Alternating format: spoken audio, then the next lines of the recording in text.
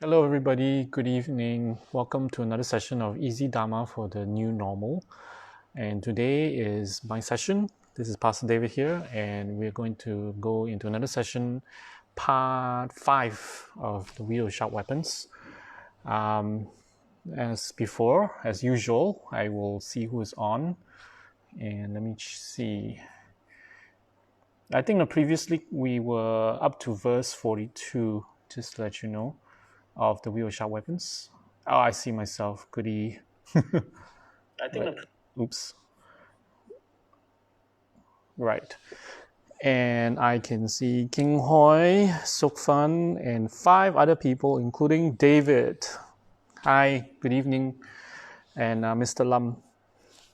Okay, let me turn off this box. It's annoying. Okay. Pastor Hani, Pastor Niral, Jacinta, Tataong, and so forth. Okay, of you guys, so forth. And you guys who is tuning in, welcome to the Wheel of Sharp Weapons, or rather the Easy Dharma. I know that we're going to change this title soon. And by the way, we are consolidating the live streaming for Pastor and myself. Instead of every Tuesdays and Wednesdays, we're going to consolidate to just one day. So it's either Tuesday or Wednesday. And for those of you who have not voted, when Pastor Nora asked yesterday, please let me know, or let Pastor Nora or myself know which day is your preference, Tuesday or Wednesdays. All right. Thank you very much. And welcome, Jillian, Munting, Esther, Chung. Welcome. Good evening to you guys. I hope you have a good dinner. I did. So today we'll be carrying on the Wheel of Sharp Weapons. And before we carry on, as I promised, I would give you an understanding of bodhicitta. Okay, it's not that difficult. It's there is 2 stages to it. There is the conventional bodhicitta, and there's the ultimate bodhicitta. So conventional bodhicitta is broken down into 2. Okay, before we go into that, what is bodhicitta? Just understand the word bodhicitta, right? Bodhi and citta. Bodhi is awakening. Okay, citta is the mind or an aspiration. So when you combine, it's awakening mind or awakening aspiration. So it is to do with the mind, obviously, and most of the time it's thought of as great compassion, but great compassion is only one particular aspect of it, not the full thing. All right, so that's why you have two stages of bodhicitta, which is conventional and ultimate bodhicitta. Conventional bodhicitta is broken down in 2 some more. All right, so there is what do you call it, aspirational bodhicitta, and also there is engaged bodhicitta. So aspirational, as it's self-explanatory, which means that you generate the wish. How do you generate the wish? You think about you think about all sentient beings, and you wish to bring all sentient beings to enlightenment. So basically, when we recite the prayers, we're supposed to generate bodhicitta each time we do prayers. So that's the part after we take refuge, and then we do Sangye, Chodan Choki Namla, right? So that's the part where we actually generate bodhicitta, that we wish to bring all sentient beings to enlightenment. So that's just the aspiration. It's just a wish. It's just in your head. I mean, as in a thought. So it is not actualized yet. It is not bodhicitta. It is not. It's just a wish. So then you go into the engaged part of bodhicitta, which is the practices to bring about bodhicitta. So one way is usually mentioned in the text is one powerful way is to hold our bodhisattva vows.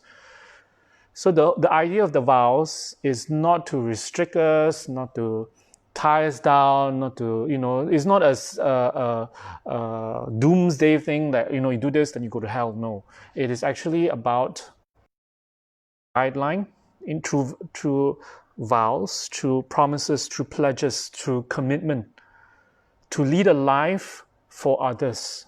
All right, so that's the spirit of the Bodhisattva vows. So it's the engaged part of bodhicitta. There are many, many ways of developing bodhicitta or altruistic state of mind. One of them is holding a bodhisattva vows. Another one is, for example, engaging in the practice of giving and taking, tonglen. All right, what is tonglen? What is giving and taking? It's a very, very interesting practice. It's not difficult to understand. It's actually a meditation combined with the breath meditation, with breathing in, breathing out, combined, just the act of breathing in and breathing out, combined with a meditation on generating compassion. So it's very simple. I think a lot of you, especially if you guys are quite, Lam Rinpas, who have studied Lam Rim, you would have heard about it, read about it, or even done the meditation or done the practice. It's wonderful. So what is it? It's when you breathe in. So when we breathe in, but in your visualization, you breathe in all the negativities in the world, all beings. Okay, your generation should not be just, your visualization should not be just on people who benefit you, or your loved ones, or your family, or people you wish to care about. It should also be everyone, beings who are people you don't like, beings of other realms, spirits, animals, your enemy, everybody, all sanctioned beings, okay? You breathe in your negativities, the negative karma, the obstacles, their sufferings, their sicknesses, all in a form of, what you're breathing is invisible as air, but it's actually, in your visualization, is black.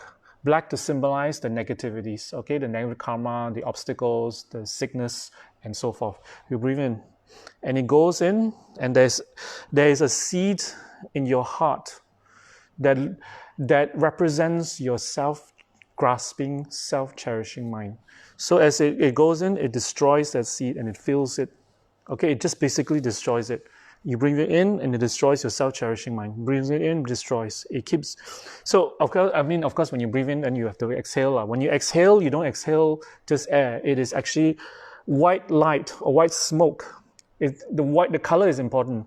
White to symbolize your merits, your good karma, all the good things, your good wishes, everything to all sanctioned beings. So all your good karma, all the good things you have, your material items, your good health, your merits, you breathe out and you give to others.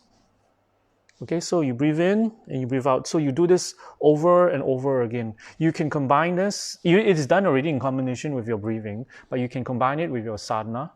When you do your mantras, you can also do the visualization in replacement of whatever visualization you're doing. It's powerful and wonderful. You can do it in place of any practices. Sometimes maybe you're tired of visualization or the lights from the deities. Also, you can do this tonglen practice. Or you can do it just on its own, as a practice on its own. It's a very powerful practice. Okay, so there's one interesting practice for you guys, all right, in generating bodhicitta. Okay, then I've just mentioned, back to the definition, right? I have aspirational bodhicitta and engaged bodhicitta. That is the conventional bodhicitta. Then ultimate bodhicitta. What is ultimate bodhicitta? It is a little complicated. I won't go so much into it. It's not necessary at this time. Basically, once you have done the practices and you develop an altruistic state of mind, and firstly, you have to be motivated by great compassion. Okay, compassion has many types. Most of the time, our compassion that we generate is ordinary compassion. What is ordinary compassion? Ordinary compassion is when you feel pity, when you feel sympathy for someone who is suffering. A person who is suffering, who is going through difficulties, an animal who is sick, who is injured, or just looks helpless, a kid, someone younger than us, someone lower than us, someone inferior, someone who appear to need your help. Okay, then it's very easy to generate that sympathy when we feel that, when we see that, when we observe that. And that is just ordinary compassion. Then there are later bigger different stages of compassion that includes all sentient beings, whether the being is suffering, in pain or not. Sometimes suffering is not physical, it's mental.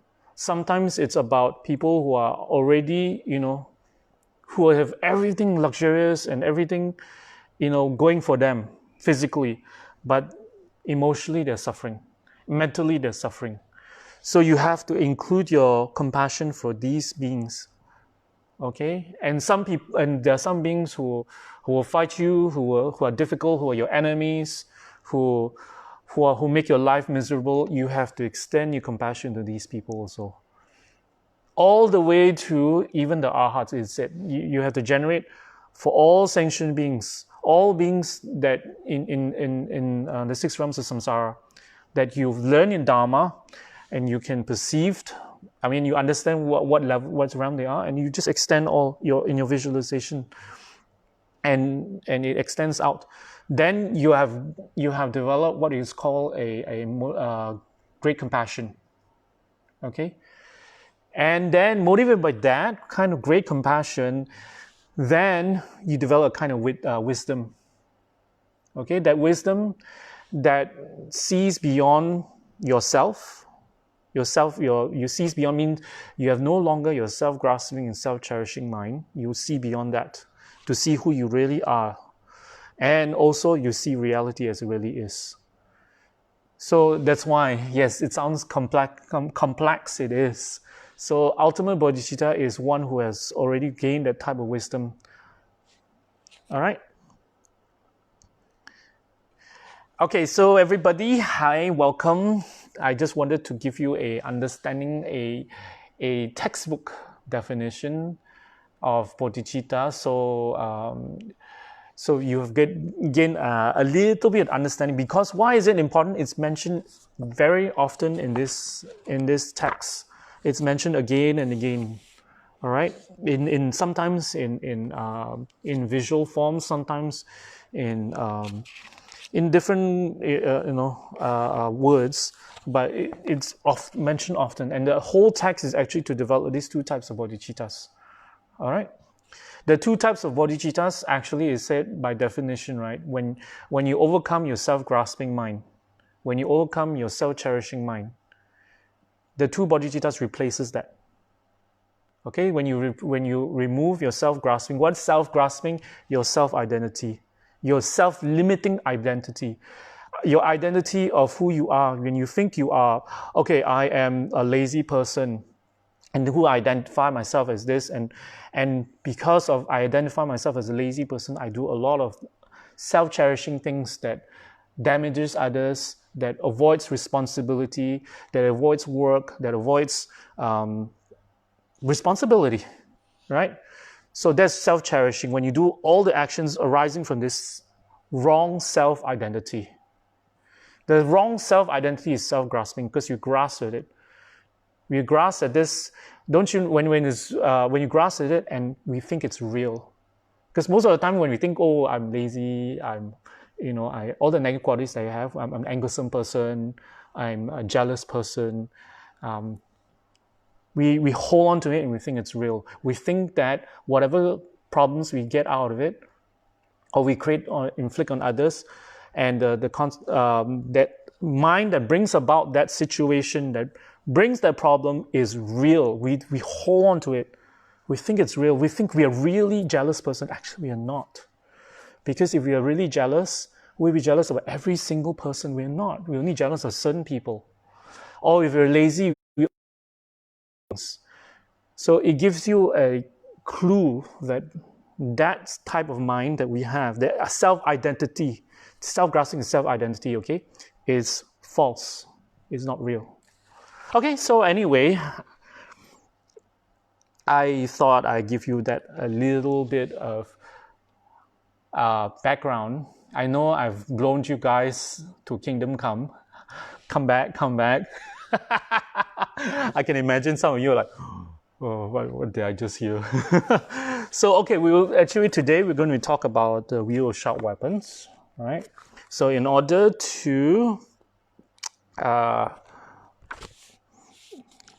just gave you all that so to have a background on this. Sometimes you may want to replay the video to understand the definition, okay, of self-grasping, self-cherishing, of the two types of bodhicittas. Okay, verse 43. Any questions asked, don't worry about it. Maybe later on you can ask, or halfway through this you can ask, doesn't matter. When those with ambition repay trusting friendship by luring us on with their devious schemes, this is the wheel of sharp weapons returning full circle upon us from the wrongs we have done. Till now, from ambition we have acted from arrogance. Hereafter, let's dampen our self-centered pride. Okay, so what does this mean? Verse 43. When those with ambition repay their trusting friendship by luring us with their devious schemes, this is the wheel of sharp weapons returning full circle upon us from the wrongs we have done. Till now, from ambition we've acted with arrogance. So basically, we have a lofty view of ourselves, and we are arrogant. We think we are so hot shit. Oh, sorry. We are. That was teeth. That was censored. Sorry. We are so good. We look down at others. We like to show off. We play mind games sometimes, and so what happened is people don't like that part of us. People see that very often, and even friends betray us. That's the problem, because it's when they betray us, it's because firstly of the energy we exude, right? The type of behavior that we exude, the friends that we get, it's from us. It's from our, as it says here, from ambition we've acted with arrogance. The cause of it is you've acted with arrogance from ambition. What kind of ambition is usually worldly? Sometimes maybe in others, in our work, in our careers, in our office. And why people betray us, why people cheat us, is because we have been arrogant. And because why when arrogant people cheat us is because in Buddhism, right, arrogance is the point when we think we're better than others. When we think we're better than us, we don't learn. We don't notice a lot of things. We stop to see certain things because we think, oh, I'm so much better. It will never happen to me. Or sometimes it would not even cross our mind, because arrogance in Buddhism is always the point where we stop to learn, and that's the very bad part. That's why when we study Dharma, right, we must lower arrogance, especially in relations to a person who is teaching us. We should put ourselves down, lower with humility. It is through humility you learn. It is through arrogance you don't learn. All right? And you get negative repercussions. So a lot of very arrogant. We always think we are better. We always think we are, we're so good. So what happens is people take advantage of the situation. And in fact, when we're arrogant, people find it annoying and find it, they have to do, they on a worldly basis, people will want to, do nasty things because just to shut the arrogant person up. I'm sorry about that. I mean, that's the reality. So this is what happens when you're arrogant. You don't learn, you don't notice, and you get cheated. It makes sense to me. I don't know if it makes sense to you. If it does not make sense to you, let me know. You can always hear your point of view. It's no problem. But this is how I see it. All right? Next verse 44. When the force of attraction or that of repulsion colors whatever we hear or we say, this is the wheel of sharp weapons returning full circle upon us from the wrongs we have done. Till now we have ignored what has caused all our troubles, the mass of delusion that dwells in our heart. Hereafter, let's try to abandon all hindrances. Note that arisal, examine them well. So basically what it means is that we were very attached. If we're a very, very attached person, a sign of a person who is very attached, with a huge attachment, is not that they have a lot of material things. It's that their emotions go up go down, go up, go down. When we go up, we are so happy. We're so, when someone gives you a gift, we're so happy. Oh, wow. And then when someone doesn't give you a gift, when they should, oh my God, and then you get so insulted, you are brought down. So your emotions go up, go down, go up, go down. The higher it goes up, and means what? The lower you can go. It means that when you get so happy easily from anything at all, when we get really extremely happy, it means that we can also be extremely depressed. Okay, this is a teaching. I'm using a teaching given by Rinpoche. Something enemy. I forgot the title. The enemy within. Sorry, the enemy within. The enemy within talks about this type of mind where we are extremely happy. It means what? It means that the person has very strong attachment. Attachment is not things that we like. It's that the things that all of us have things that we like. All of us. All right? So, but each of us see the things that we like differently. When our attachments are very strong, it means in our mind, we exaggerate the good qualities of whatever it is. We exaggerate the good qualities of whatever it is. Okay, let me see. We have some comments here. I didn't realize. Bodhisattva weight. We cover our own faults with our palms while we unearth the frailties of others with our fingers. That's really true. That's really true. That's what conventionally what people say is that it's very easy for us to criticize others, but for us to see our own faults is very difficult. Although it's so near, but it's our own faults, but we cannot see it. But other people, very easy to see, very quick to address also. Okay, and then there is a Kelvin Tan, Kelvin, and you said you don't have wisdom to dream. I'm trying to explain. So what I'm trying to explain is that a gauge of attachment. This verse is about attachments. So the stronger our attachment, the more we go through up and down, meaning up and down in our emotions, meaning we can be extremely happy one moment and extremely unhappy or sad or upset the next. Because what it means that our attachments are very strong. Our attachment is just how we view things, how we view people, circumstances, and objects. Viewing means when we get something, a situation that is good, or a gift, an object that we like, or a person that we like comes to us.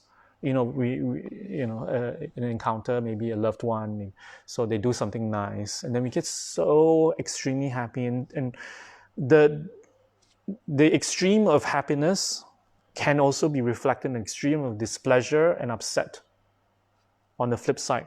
This is in reference to this verse. All right, so this verse talks about that, because when you have that, it means what? You have not ignored it says here, till now we have ignored the causes of our troubles, the mass of delusion that dwells in our heart. What's in our heart, what it refers to is a self-cherishing, self-grasping mind. Self-cherishing, actually, basically. So when we have that in our hearts, and we nurture it each time we nurture it. How do we nurture a self-cherishing mind? We nurture it because we allow it to happen each time. When we get something we like, we dwell in it, we want it, and we don't want to let go. And we have not contemplated on impermanence. We've not contemplated on the Dharma to let go of this. So just now we had a very interesting talk. I had another Dharma discussion earlier, and it was about happiness. And so it was about putting happiness in a simple nutshell, okay, spiritually. We're not talking of conventional happiness. Conventional happiness meaning like ordinary happiness, when you get a gift, you're happy, not that kind of happiness.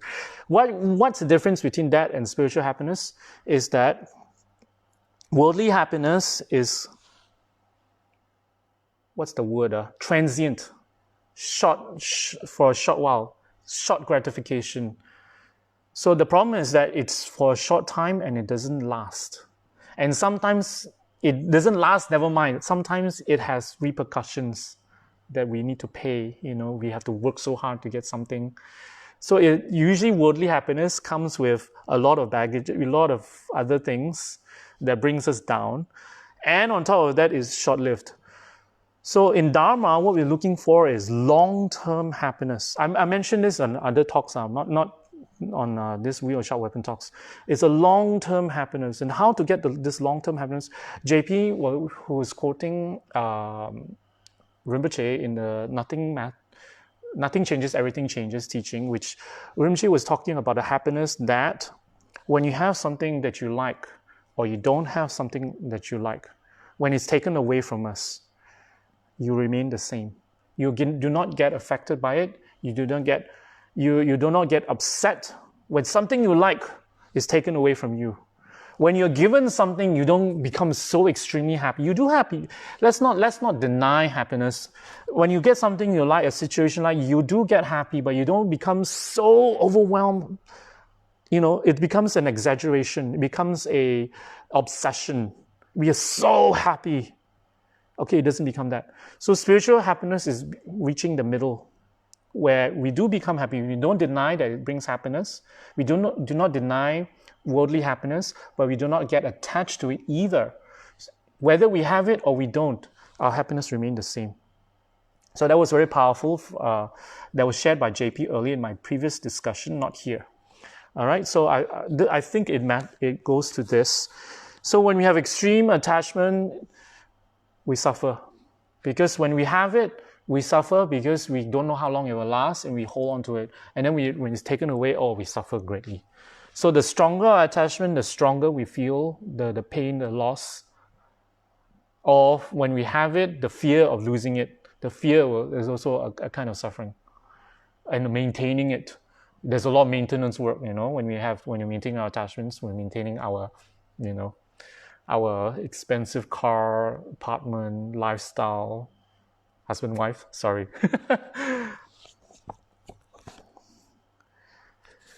So Chung has something to add. At times when attachment or hostility have led us astray while listening or explaining, this is the sharp weapon of negative karma circling back on us and not having thought about the demonic faults in our hearts. Now let us examine these adverse conditions and rid ourselves of them. I don't find it, maybe for you find it clear. I don't find it clear. I think it's about the same. All right. But thank you very much, Chung. Christy Flores, welcome. And Xiong Ng and Yu Sing. So let's get to the next verse. 45. 45, right? Yes, 45. Huh? When no matter how well meant our actions towards others, they always elicit a hostile response. This is the wheel of sharp weapons returning full circle upon us from the wrongs we have done. Till now we have repaid loving kindness with malice. Hereafter let's always accept others' favors, both graciously and with humble respect. So what is this about? When no matter how well we meant our actions towards others, we do not get it elicit a hostile response. This is a wheel of sharp weapons returning full circle upon us. Oh, I see. So what happens is when we mean well to people, and what we always get, this is not a one-off, okay? When we constantly get a hostile response, meaning people do not appreciate what we have done, it means that in the past we have not treated others well. Okay, we have people who have done something good for us, we have done something bad. So basically you're just getting what you're due. Is the cause resemble the result. The result resemble the cause. This is what Rinpoche always said. And at that time when Rinpoche said it, I was like, okay, when I hear properly, okay, makes sense. Meaning, you see, the cause is we have repaid loving kindness with malice. So it's the same thing now. So that means when people done something good for us in the past, okay, we did not appreciate it. In fact, we retaliated in a negative way. And hence, when we do something well for someone, we mean well, we do something good for someone, and then someone doesn't appreciate it and treat us badly. It's the same thing. So it someone gives you an obvious way to overcome that is always when people do something good for us, accept graciously. Do not create the causes where when you mean well, when you do something well for people and people do not appreciate, have appreciation now. This is what this verse is about, appreciation for whatever people, when people mean well for you, especially, I remember we had this discussion and another time on this verse, there was a little bit discussion about parenting, because as when we are young, we do not appreciate our parents. Okay, so we always see them as annoying, nagging, and then scolding, and we find them difficult. We are annoyed. We feel rebellious, and then as we get older and we become parents ourselves, we are faced with the same situation with our kids, in a sense that they don't appreciate what we earn, but although we mean well. So there was a little thing about it, but I mean, this is, I think, on a stronger sense, in a sense that I don't think we were that rebellious against our parents that we created a result. It's more of situations where we really didn't appreciate and retaliated badly. Okay, so when it comes to us being children, I think most of us, if it's not, then this verse will apply to you. You know what I mean, right? Okay, anyway, there's a comment here. Since happiness is short-term, would it be better to seek contentment? Sharon, very good. That's what we were talking about. Contentment is about long-term happiness. Long-term happiness is contentment. It's the same thing, it's just a different word. Meaning your appreciation for what you have right now. Appreciation for what you have right now requires you to develop spiritual qualities of understanding. When we have something good, we appreciate for where it comes from. But we also do not become attached to it. So that's why we can appreciate it. Okay? And when we don't have that something good, that situations, that person, we do not become so upset. Okay? When we have spiritual happiness, when you have spirituality, you seek happiness long term. So you develop a mind where you do not be attached to things. So that what happens is, what I've been talking about so far is renunciation. Renunciation is a type of mind that when you have something good, you appreciate, you're happy, but you're not so happy, you do not exaggerate beyond what it is. Because attachment is exaggeration. We over-exaggerate. It's, wow, money, wow, big house, big car, it's so good. If I don't, and then you don't have it, you suffer so badly. You're so upset. You are depressed. You some of us even, some people can be even suicidal because they don't have a big house. Yes, it is possible. There are some people like that, and because they've over-exaggerated the importance of material items. And that's why the problem is when it becomes like that, and the price they're willing to pay would make them, even when they have the big house, the tons of money in the bank, the cars, the jewelry, the designer bags, they're so unhappy because the price they have to pay along to get it is actually more, the suffering that comes from the price of paying is more than the happiness of owning these things. So that's why they're depressed. They drink, some people. And that's why in the movies they glorify it. All right, so I won't need to go in so much. I think I've gave you the idea of what it means to be content according to the Dharma.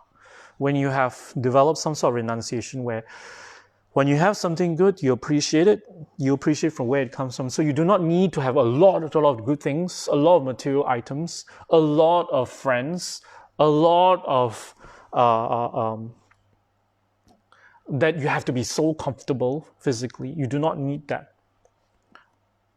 because you're not exaggerating its good qualities, its inherent beneficial qualities, right? Not you don't exaggerate the perceived good qualities. When I said all these words, I'm trying to give you an idea of what these technical terms like attachment, renunciation.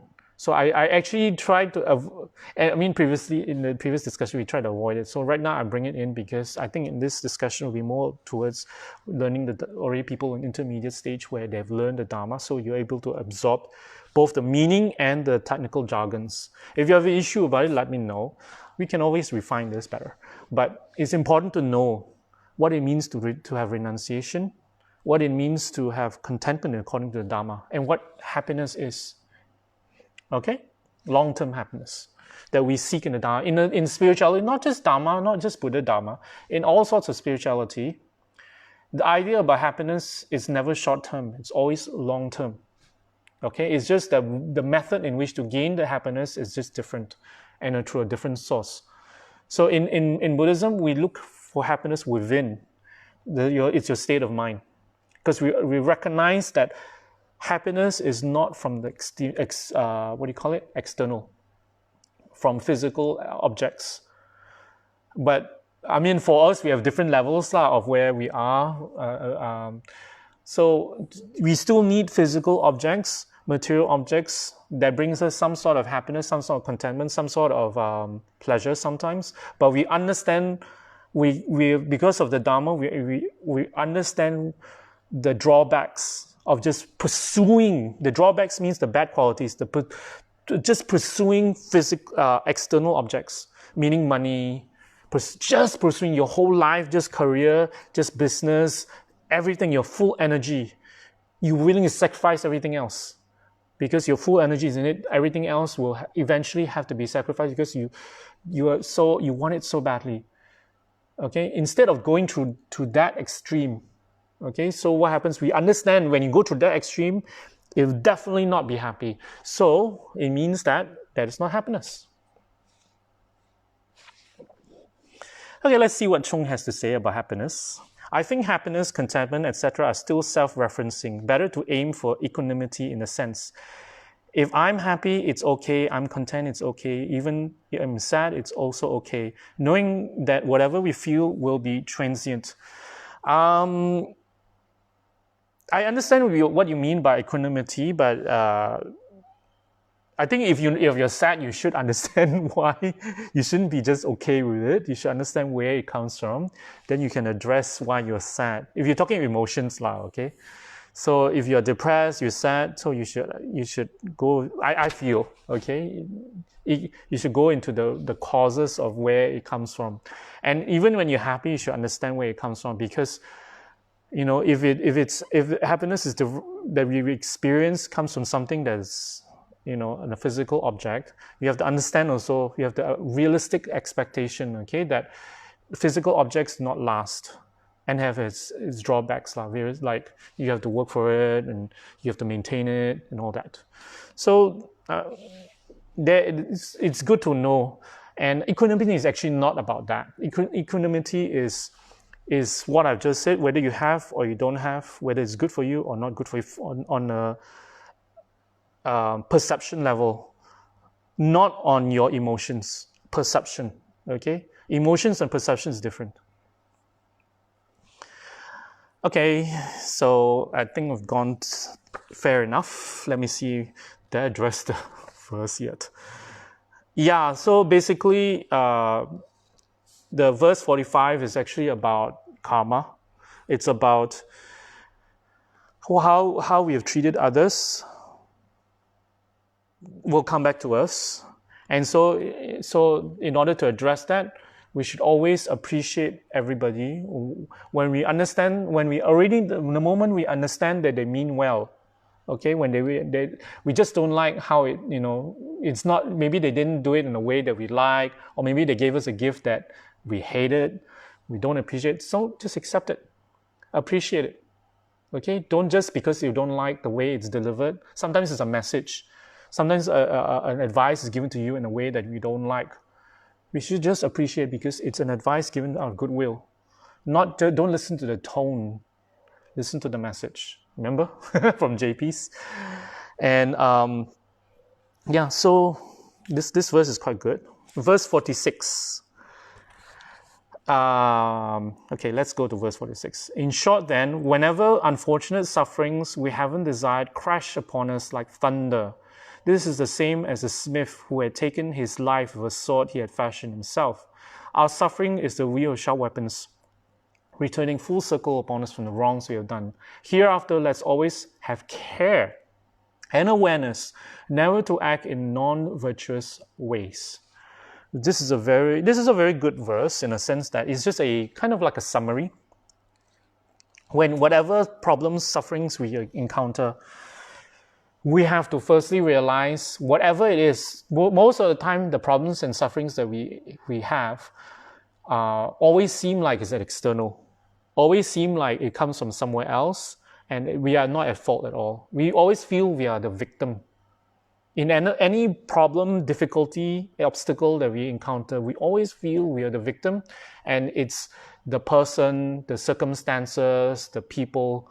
Intellectually, it's karma, but we have not embraced it. So this verse is trying to tell you, embrace it, because it came from you, and it gives you the what do you call this? A visual that seem like you make knives, swords all the time. And but unfortunately, someone comes to kill you. Is it the same as Smith had taken his life? Yeah, someone comes to kill you with the very knife that you fashioned yourself. You made the knife. You made it with your own hands. You in the furnace and all that, and then it's a lot of blood, sweat, and tears. Went into the knife, it's so beautiful, and then it's given to a warrior and it's sold to an assassin, and you got killed by the very knife you created. So this is symbolic of the very action that you did in the past, create the circumstances you are experiencing right now. So it be good or be bad, but this is of course focusing on bad. It came through your own actions.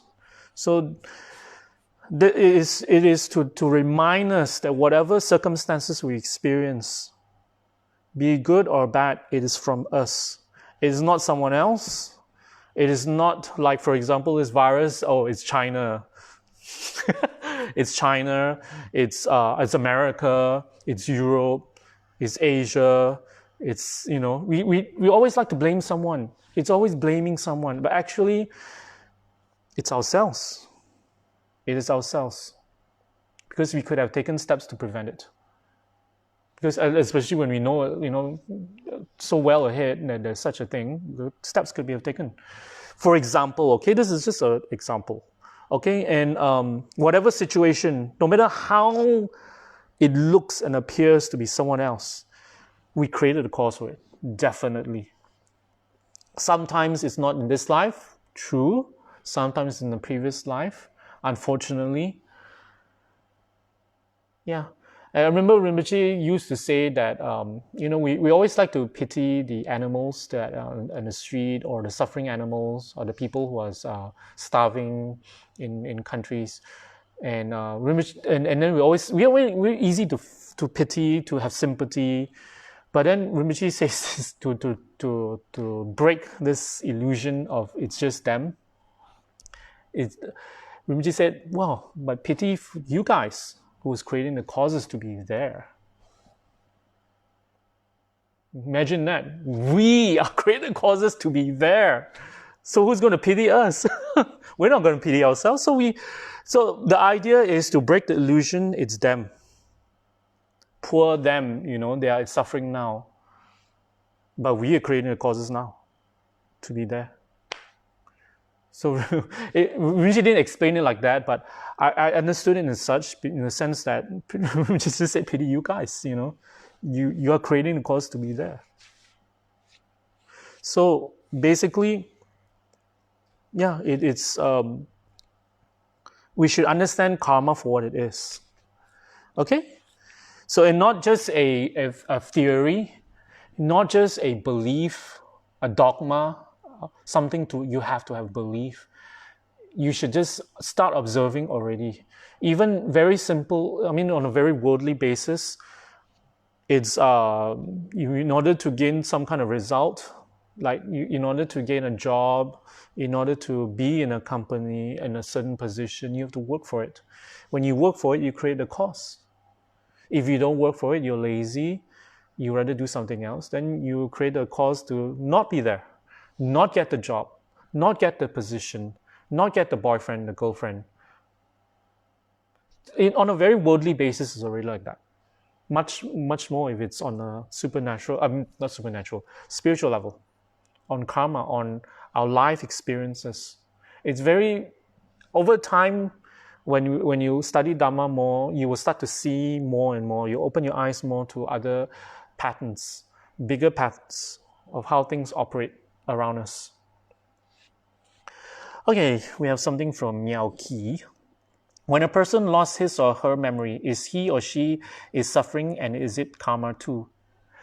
Miao Qi, yes, every experience that we go through is a result of karma, and definitely you will be suffering for this person who lost her memory, because, well, can you imagine if you suddenly don't know where you are, who you are, what you're doing?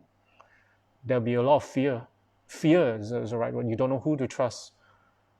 You can just sometimes it takes a bit of imagination, and you understand how people are suffering. And most important is in such whatever circumstances, is to firstly to not react negatively. The problem about us is even if you understand karma and all, we will still experience suffering one way or another. And the idea about suffering is that when you understand karma, is not to overreact to suffering, to problems, to difficulties, and to look for causes and solutions. The solution to it, and to address it in a calm, collective manner, in a manner that will be clear-headed. When we encounter a problem, we get so upset, and then we rather cry, we rather, we're angry, we're jealous, whatever, all the negative emotions come up, and we rather stay in that emotion than address the issue. So if you understand Dharma, understand karma, you will not stay so long in emotion. You'll come out of it quickly, and you address the problem. Then your suffering you'll be less. Just on that basis, without purification. Okay? So, but with purification, you can even lessen it. Okay, anyway, that is verse 46. Let's go on to the next verse. All of the sufferings that we have endured in the lives we have led in the three lower states, as well as our pains of the present and future, are the same as the case of the forger of arrows, who later was killed by an arrow he had made. Our suffering is the wheel of sharp weapons returning full circle upon us from the wrongs we have done. Hereafter, let's always have care and awareness, never act in non-virtuous ways. So basically, this is just an extension, and it just tells you a little bit more than the previous verse. It tells you now that all your suffering, all the problems, all your sufferings is a result of that mind that will act eventually, if you do not address that mind, that self-cherishing, self-grasping mind. If you do not address the cause of your suffering, which is that type of mind, it will bring you to the three lower realms. What is the three lower realms? Animal, hungry ghost, and hell. Three states of mind, three types of rebirth. And these types of rebirth, maybe you don't believe in it, you are not so sure if it exists. You do not need to go into another realm to see the type of suffering. You can see it in the human realm already. An animal realm is like people who are born in countries where they have to forage for food, they have to hunt, it's just about their senses. It's just about eating, just about procreation, and that's it. And then for spirit, it's another type, or maybe it's a and an economy, a place where it's a war-torn country where survival is difficult. So they have to. It's always about me, you know. There are people like in the mental asylum, for example. They're stuck. They are like ghosts. And then people in hell is like perhaps in situations where where places where you get killed, you get tortured for smallest of reasons. Sometimes for a religion, sometimes for who you are as a woman who, you know, who did not conform to society and societal norms. You are arrested, you are tortured, you are killed. I won't go into details. I have details in my mind, examples, but I won't go because this is a live streaming because it's a little bit controversial. But there are places, there are countries like that. All right. So this one goes a little bit more, and then at the end it says, so hereafter have awareness, learn the Dharma. So you have a bigger awareness of your actions, how it affects your karma, your future lives, and your outcome. So practice the Dharma. Basically, it's trying to tell you this, okay, in this verse. And I saw some comment by Bodhisattva Wade. I lost the memory of my past life when I was born, yet I still experience my past bad deeds. Yeah, very good. You do not need to remember your past lives, actually. Whatever you're experiencing is a result of your previous life. So whatever you're doing right now, it doesn't have to be just bad, negative karma. Whatever good karma, whatever good things you have in this life, it's a result of what you did in your previous life. Whatever attachments you have will be the same. So if you are not inclined to the Dharma or you are inclined to the Dharma, either way is a reflection of your previous life. Some of us are inclined to Dharma but not so much into it, just maybe just intellectually. Some people are just into the practice, not intellectually, not understanding the Dharma. So in this life, if you are one or the other, it will be good to embrace the other, because Dharma is not just intellectual learning. Dharma is also not just formal practice, prostration, sadhana, retreats, that's it. It should be both, because when you have both, then you'll be able to progress. Okay, you'll be able to gain real attainments, develop real renunciation, real bodhicitta, and realization of emptiness. So when you have learning combined with your practice, then you're able to progress forward. All right? And, okay, let's go to the next one then. Verse 48. When the troubles and worries of family life grieve us, this is the same as the case of a child who was cared for with love, later killing his parents. Our suffering is the wheel of sharp weapons returning full circle upon us for the wrongs we have done. Hereafter, it is fitting in all lifetimes for us to live purely as monks or nuns, or as nuns. Okay, this is a very interesting verse for some people.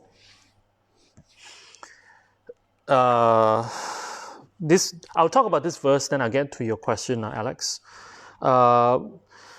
This is a very interesting verse because it talks about the sufferings of an extreme form of suffering of some people who go through problems in a family. When they have a lot of family problems, and then as either as a child, this is the same as a case of a child who was cared for with love, later killing his parents. Our suffering is the wheel of sharp weapons returning full circle from the wrongs we've done. Hereafter, it is fitting in all our lifetimes for us to live purely as monks or nuns. You see, this is talking about the problems of just being totally into a family, totally into a parent, child, whatever it is. Okay, so sometimes when we put our full energy into family, this is not about killing per se. Okay, it is not about killing, although it's mentioned here. I don't feel it is. I feel it's about what? It's about the problems and troubles of a family life. All of us experience that. There's not a single family I know who doesn't have a problem. I don't know, I'm sure there's some ideal family out there that proves me wrong, but that is more the exception than the norm. Okay, what it means, not an exception. That means it's rarer to have a wonderful, perfect family. Most families have issues, have skeletons in the closet, has problems, have communication, whatever. There's always a problem. Why? Because we are in samsara, we are not enlightened, so we are not able to deal with each other in a enlightened way, and hence emotions get in the way, and lots of problems comes about, especially in a family. So it's trying to tell you that when you focus just on that sort of happiness, it will betray you. So the killing of the child, later killing, when someone, what it means is disappointment. It's not so much as killing. It can be, but I think more so as a disappointment of just focusing on the family, of family, of family and family, of the problems in the family, the brother, the sister. When a parent passed away, in Asia, in Malaysia rather, in Malaysia, when the parents are wealthy, oh my God, it's a gold rush. Okay, everybody wants a piece. I just heard from someone, a friend who's not in Kechara today, and she had this friend of mine, and she doing the last 2 weeks she attended a funeral. It was her husband's. Her mother-in-law passed away, and when she passed away, and it sounds like she's a bit wealthy, and they had a few brothers and sisters. Even before the funeral was over, they were already arguing about the money they found in the house, in her room, because she's of the old-fashioned type. Older generation, they don't like to put it in the bank. They like to invest in gold, jewelry, and they put it under the mattress. They put cash here, they put cash there in the room. So they found a lot of cash, and they were fighting over it. And she got so disgusted that she had to leave the room because the funeral is not over yet, and they're already fighting over her wealth. So this verse, I feel, addresses this. When we only put our energy into it, you will be disappointed, unfortunately. So what happens is, have a bit of renunciation. Okay? So that renunciation is reflected in below when it says, live purely as monks and nuns. The best way of renunciation, the best form, if you take this literally, is the best form. Best form of renunciation that the Buddha has given us is to live your life as a monk or nun. Okay? So not all of us have that level, myself included at the moment. In the future, maybe, to be a monk, to be a nun, is the best form of renunciation. All right? So what happens is, for people who don't have the aspiration at the moment, for now, it means to have renunciation is to family. How do you have a renunciation family? That's a good question. That's for you to answer, not for me to tell you how to have renunciation in your family. Because there is always a line that you have to draw, because if you get yourself involved in all the squabbles and all the problems, it will never end. And in the end, it will never end, but in the end, it will never end, but in the end, it will never end. You will just get into it over and over, and what happens is it sucks up all your time, all your energy, and you have left very little for the Dharma. So if you're a Dharma practitioner, do not get yourself embroiled in family problems, family this, family that. Rather, you would spend it in the Dharma, invest your time in the Dharma, even if it's just part-time or just once a week or whatever it is. In the Dharma, you can dedicate it to your loved ones in the family, and it will serve them much better than if you spend time with them. Much, much better. All right, so that is what I will interpret this verse. Okay, let me see. Alex, you have a question. Deviating a bit, is there an explanation you have for those who are so obsessed in longing to recall their past lives? Is there an explanation? Explanation? I have no explanation, but I don't know. I guess if they're really, really dying to know what they were in their previous life, maybe perhaps they think they were someone big, I'm dying not to know because I'm sure I was nobody in my previous life. I don't know about whoever you have in mind or encountered or yourself. I'm not sure. It doesn't matter. I think it's not important to me. And if you ask any High Lama, they will tell you were an animal. They will straight would tell you, and ask questions like that, they will tell you you're an animal or you are a ghost or you were in hell or something like that. Why? That may not necessarily be correct. May not necessarily be true, but they are not addressing your question. They're addressing your attachment to your previous life because you think it was something great. Perhaps you were not. Perhaps you were. Even if you were, it's not important anymore. It is not. Maybe you were a king of the emperor of China. You were a king of England in a previous life, or Europe, or whatever. You have vast wealth and all that, but it's over. It's over. You're in this life, and especially if you were a king and all that, because the wealth and power that you accumulated in previous lives has been spent.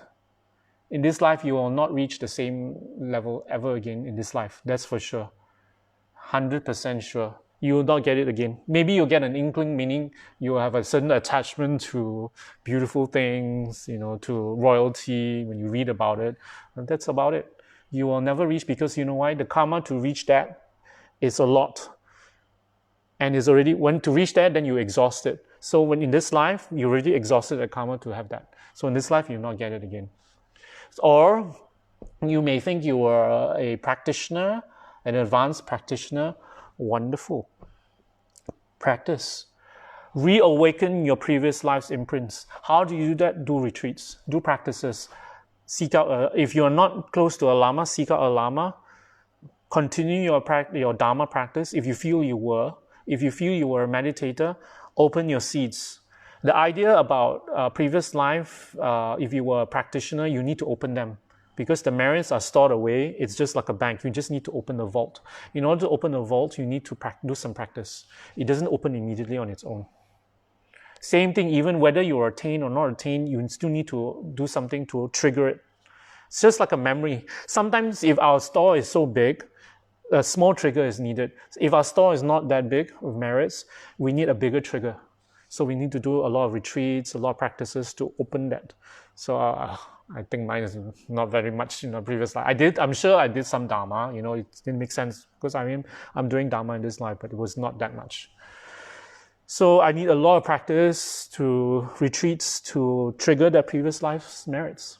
Same thing with you guys. I think a lot of you guys may think that you knew Rinpoche in a previous life, or you were a parent close to Rinpoche, a relative of Rinpoche, and then some of you may think that you have some kind of attainments in previous life. You feel you do. Good, wonderful. Open the karma up. Open the merits. Do practice. Do formal practice. Study the Dharma. Learn the Dharma. Practice.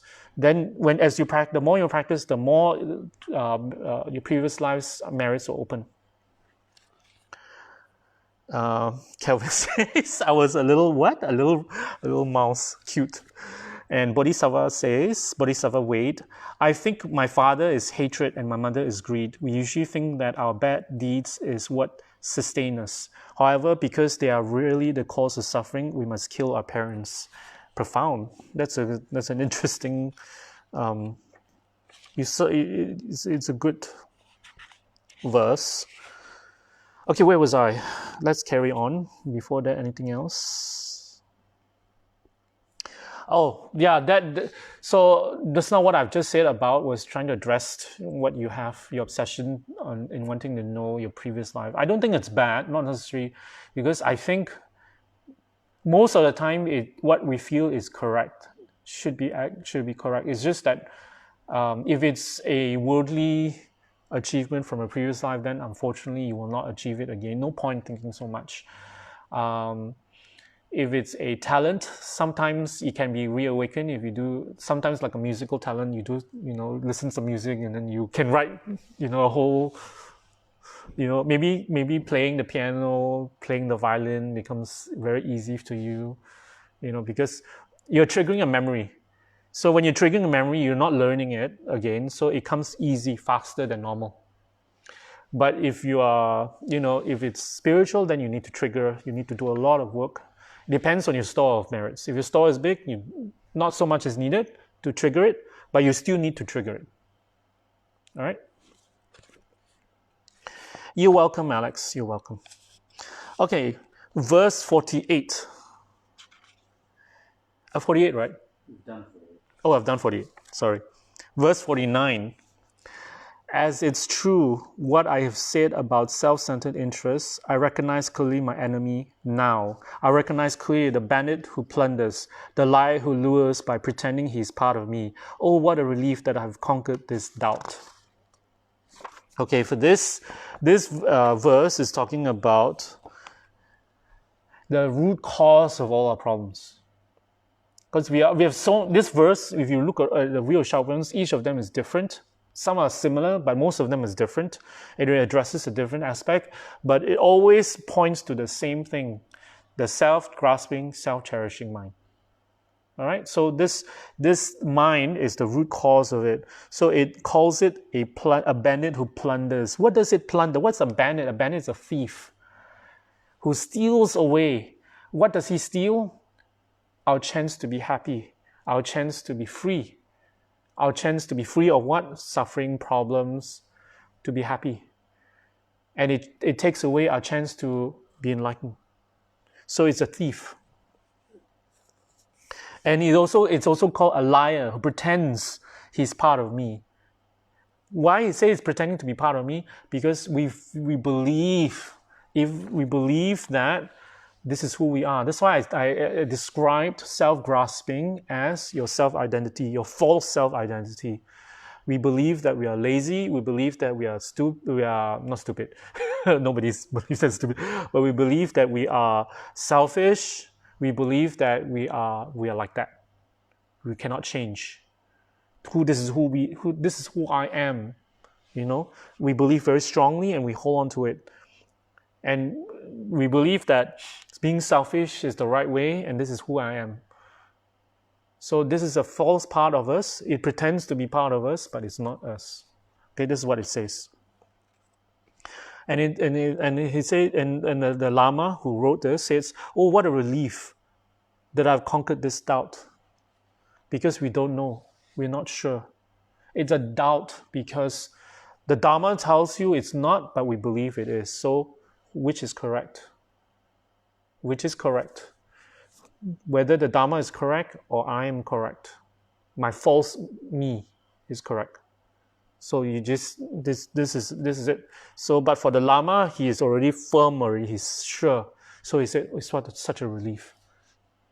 It's such a relief. All right. Okay, what's this about? Alex replying to Alex. Can't reply until I zoom into the vid. Anyway, I guess some are really curious. As for me personally, I wanted to see what good or bad I did that could have led me to the state that I am. Oh, very good. Actually, Rinpoche said that if you read this, one of the real Shaolin, one or two or three, a few of them would address your issues already. So if you have a particular issue that you wish to address, it will be addressed here, 100%.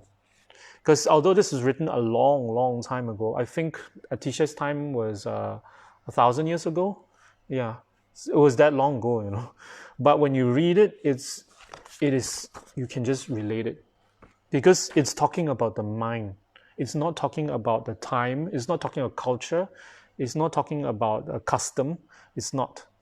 All right. So every aspect of the mind in circumstances is here. It's just that the words need to be interpreted.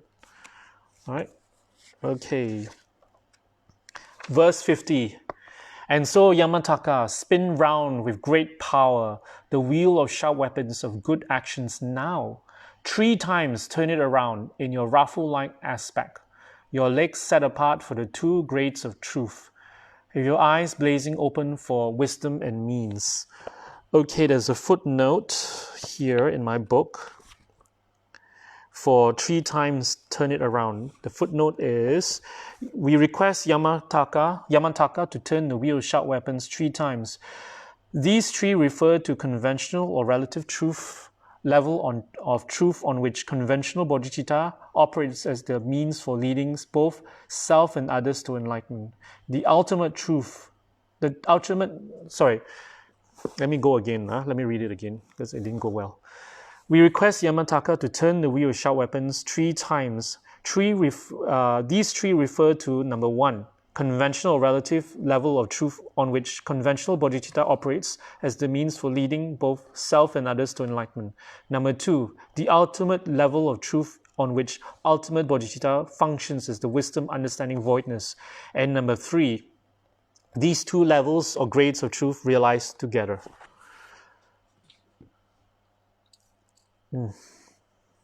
So what is it talking about? Oh, Bodhisattva Wade, you asked a question. I was just reading the footnote regarding the 3 times. So the first time is on the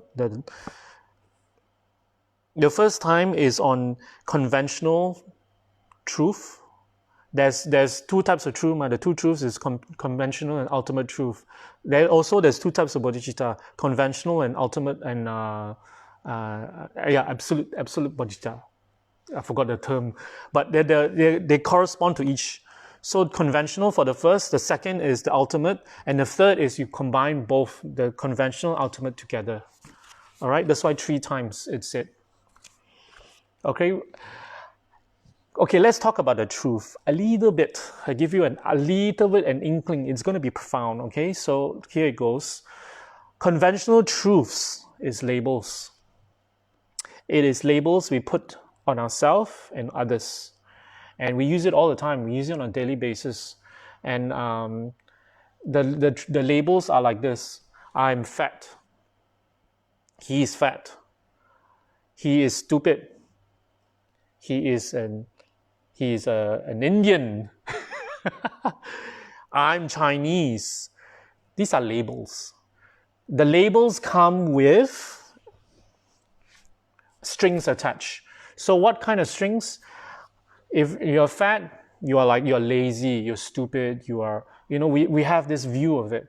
So whether it's real or not, we're not so sure, because this is the truth that we believe in. This is the proof we have in our mind, and we believe in it. But other people have other truths. So some people we label them as fat, but actually perhaps it's genetic. Perhaps they actually exercise a lot. They eat very little. They eat very healthily. They just appear bigger. Perhaps it's genetic, So it doesn't matter. So everybody has their own conventional truths. And the problem about it is it's conventional, and the truths differ according to the person. Sometimes, for example, I'll just take a very easy favorite one. Oh, thank you. I was dying. It was hot. Sorry. A very simple example, durian, my favorite example. Because it's so funny, because I always see, in Kechara, in Malaysia, in Asia in general, most people, not everyone, but most people love durian. It's like gold. They pay a lot to buy durian, and they love the taste, they love the smell. But for people who don't like, it's like poison. It's so funny, because I saw this picture of a series of pictures of some people, some Caucasian people from the West. They came and they tried durian, and the moment they tasted it, they couldn't keep it in their mouth. They had to puke it out because it smelled so bad, it tasted so bad to them. But for us, it's different. So it's conventional. Their truth is different from ours. So my truth is it's wonderful. Their truth, it's horrible. So since the truth is like that, it means that it's not the truth. The reality is not the truth, because it's not all pervasive. It does not apply to everybody. Because it does not apply to everybody, it's not the truth. But it's the truth for me. It's the truth. Your truth is for you, but not for me. So Since it's not all encompassing, it is not the ultimate truth. All right, so that is conventional truth. Ultimate truth is everything is lacking of inherent existence. So that would be a little bit on a higher level, in the sense that all these labels are just labels. Everything is subject to impermanence. Everything is subject to cause and conditions. Hence, that's the ultimate truth. Of course, it's much more than that. It's emptiness, actually. The ultimate truth is emptiness. Direct perception of emptiness. So when it comes to the bodhicitta, each correspond to each. Conventional correspond to aspiring bodhicitta, and then ultimate bodhicitta correspond to ultimate truth. So when you combine it, and the third turning of the wheel is to combine both, and you gain enlightenment. When you combine both, you definitely gain enlightenment. That is profound, beyond the profundity of that level of truth, and bodhicitta is beyond words, right? So that's what it is. Basically, it's a prayer to Yamataka. It's a Lama's prayer to Yamataka, that now that I've realized the truth of cause and effect, karma, and I've realized the cause of it is a self-grasping, self-cherishing mind. So from now on, Yamataka, please inspire me with your great ferocious power of wisdom, that I will only spin the wheel of positive actions, virtuous actions, so that I get positive results. And combine that with with your ferocity, combine that with your blessings represented by your legs of the two truths, that may I be able to gain enlightenment. May I be able to gain wisdom and meaning ultimate and conventional bodhicitta combined. All right, so we gain enlightenment. Basically, it's a prayer to gain enlightenment. So it goes on the next verse. Bearing your fangs are the four great opponents. Devour the foe, our cruel, selfish concern. With your powerful mantra of cherishing others, demolish this enemy lurking within. This is another part of a prayer, in a sense that four opponent powers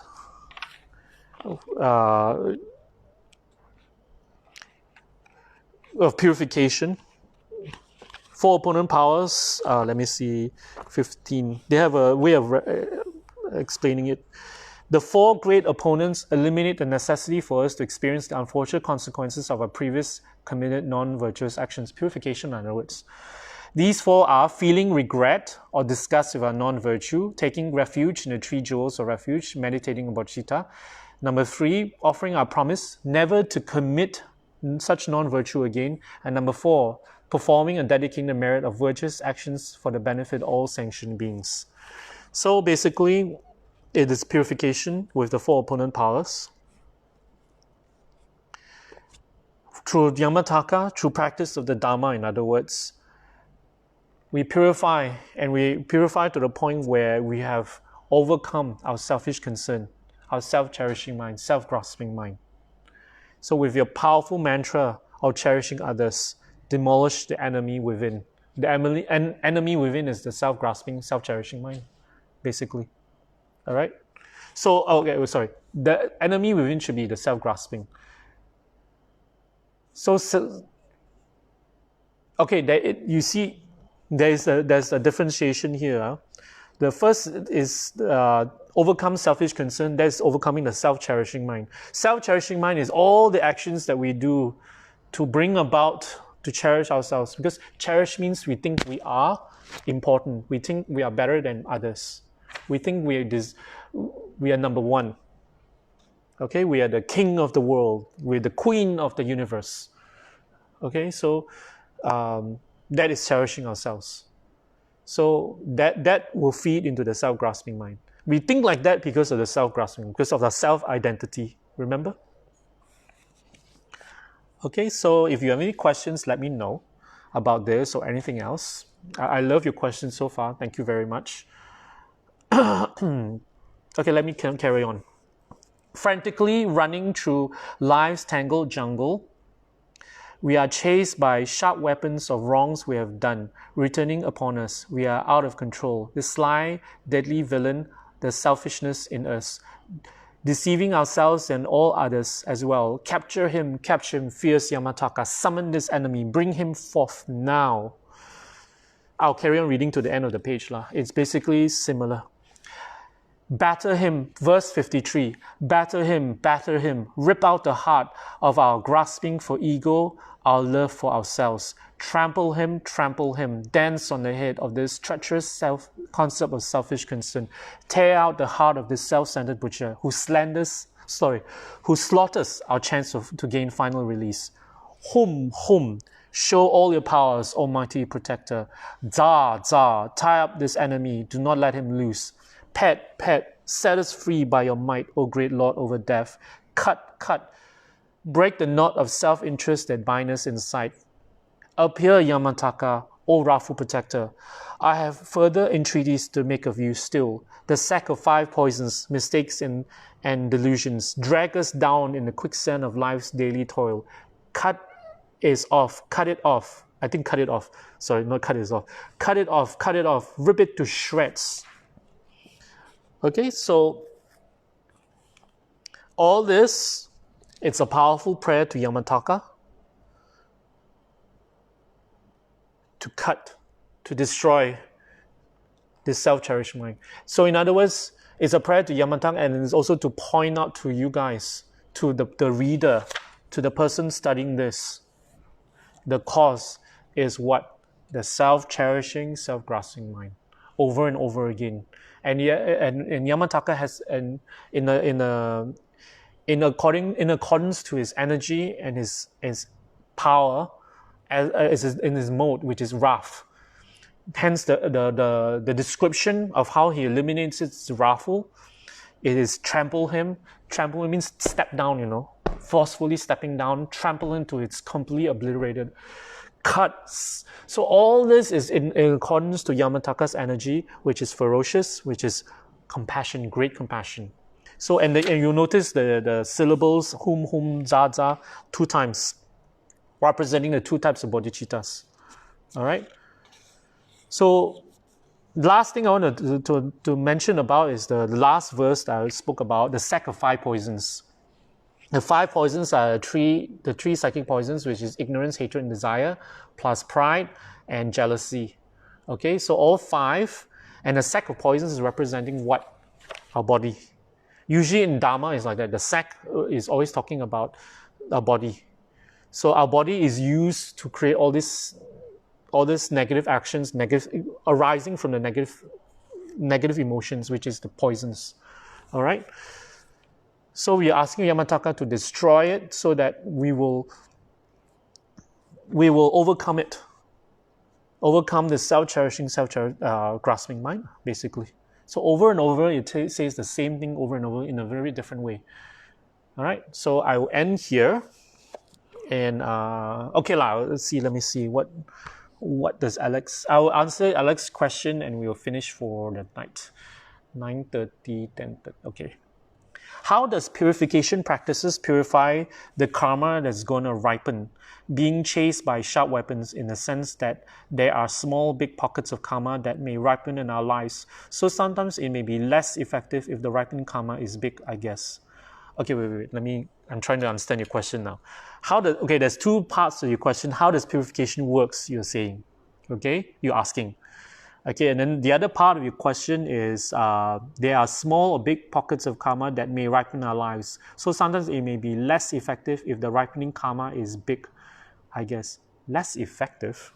I don't get... If there's a very big karma, yes, and you engage in purification practices, it's not going to be that effective because the negative karma is so big. Yes. A small karma, and you engage purification practices, it will be more effective in purifying that. Oh, I see. Okay, I get what you mean now.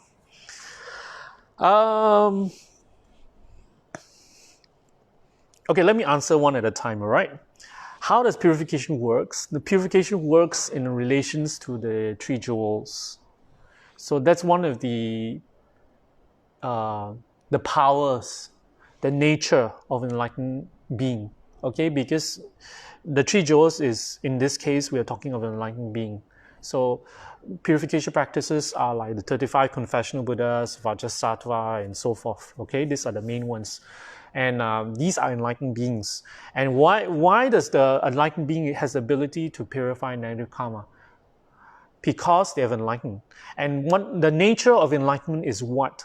Selflessness, emptiness, the realization of emptiness. When there's realization of emptiness, what happens is you're able to, that's also, if we can realize emptiness, you do not need to do any purification. Emptiness is already a purification of all our negative karma. Because no matter how much practices we entreat the Buddhas, we do purification practices, we will never be able to purify all our negative karma until we have realized emptiness. Because we have so many lifetimes, it's beyond our imagination. That's what it said, when you ask any High Lama, how many lifetimes I have previously, it's so many, it will boggle your mind. So, because we have so many lifetimes, we have so much negative karma, it's so much stored up, all right? We have so much negative stored up. So the only way is to realize emptiness. And when you have realized emptiness, then you purify everything. So before we can realize emptiness, we need to rely on a being who has realized emptiness to, in order to enact their ability to empty out our negative karma, so to speak, all right? So that's one part of your question. All right. The other part of the question is, if you have less negative karma, then your purification practices will be more effective, definitely. But don't worry, we have plenty.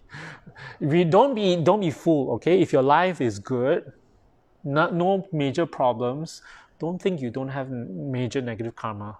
Sometimes it's just that the circumstances have not ripened for it to open. Because sometimes people can get it suddenly. It will open suddenly. It will come suddenly. For example, like this, who would have imagined this COVID virus would come suddenly? It's all under collective negative karma, what? So it came suddenly, and we came in countries where we had the most advanced medical systems, okay? So it's karma. And it's heavy.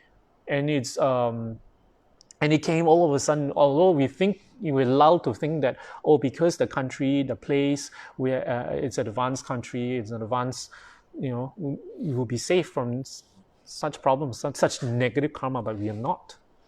So we don't know. The problem about karma is we don't know. Okay, when it will come, do not be fooled, thinking that, because my life is easy, everything is easy, we do not have heavy negative karma. We don't know. No one can tell you. It will come suddenly for some people. All right. So the best way to avoid heavy negative karma suddenly arising is that we have to do purification practices, and combine with a protector practice. Protector practice is very powerful in protecting us from heavy negative karma. The protector will not be able to purify prevent us from. He will not like purify it, turn by magic, just make it disappear. No. Sometimes what he does is he holds it at bay until we do enough practice to purify the karma over time with our practice. But he cannot do the purification for us. We have to do the purification ourselves. But he has the ability to hold it. When we do purification practices, when we do a protector practice, he can hold it at bay, and we have to keep us. There's a lot of criteria. Okay, we have to do Dharma. We have to lead a certain lifestyle, so that especially if we know we have certain negative karmas. Sometimes we have signs, and for some people, we have, perhaps it's the disease, it could be cancer that we overcome, and we know that we have the karma for it, so it may reoccur. So something like that, Whatever is, whether we have heavy or small or less negative karma, we don't know. So we should always be vigilant. We should always practice. And the idea of practicing is not to purify negative karma so we don't experience difficulties and disease and suffering. No, if you learn the Dharma enough, like reading the Wheel of Sharpens, he didn't tell you, oh, all these problems, just do the simple solution, avoid the problem, the cause of it, and that's it. No, you should avoid the root cause of it. The root cause is the self-cherishing, self-grasping mind. So you need to do a lot of Dharma practice, a lot of Dharma learning to overcome that. All right, so it's 11 o'clock. I think that should be it.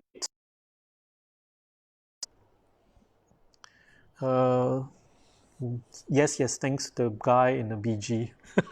I think he's talking about... Oh, I see. Alrighty. Thank you very much, everybody. Let me know what you think about the Tuesdays and Wednesdays, okay, or any comment about this session. Thank you very much, and we should do dedication and we end for tonight, right?